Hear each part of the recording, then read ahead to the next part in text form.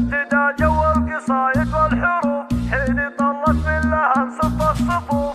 ابتدى جو القصايد والحروف حين طلت من لها انصف الصفوف. من مهابتها لها يطيب الوقوف لأنها تشمخ على رؤوس المعارف. أقبلت أم العريس ونورت أم تركيا الجماهير احضرت وبالفخر والعز والله صدرت وزينت بحضورها أحلى الليال. أم تركي تستحق من القصيد شي غير وشي خيالي وجديد لأن كل وصف بها نادر فريد كمل الله وصفها بخير الخصال. افرحي يا أم تركي الغالية واسعدي جعل السعادة عالية واشمخي الطيبة والوافية لأجلك الليلة نقيم الكرنفال وافخري في محفل ابنك لك فخر. العريس محمد العالي القدر محمد اللي لك شموخ معتبر. ارفع الراس بكفو شيخ الرجال محمد ابن العز نسل الطيبين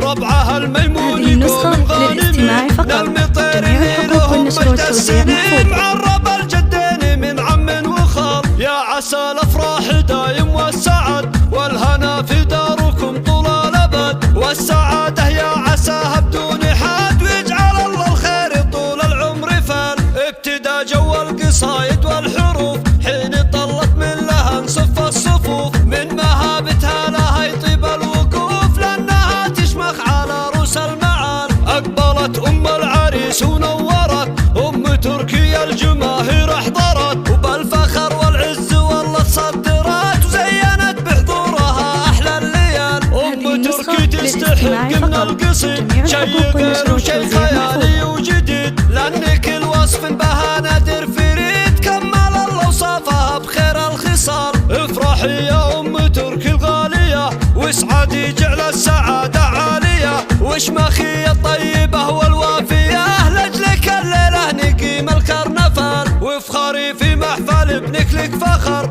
العريس محمد العالي القدر محمد اللي لك شموخ معتبر. ارفع الراس بكفو شيخ الرجال محمد ابن العز نسل الطيبين ربعها الميمون يقوم غانمين نرمي طير اللي لهم مجد السنين معرب الجدين من عم وخال. يا عسى الافراح دايم والسعد والهنا في داركم طول الابد والسعاده يا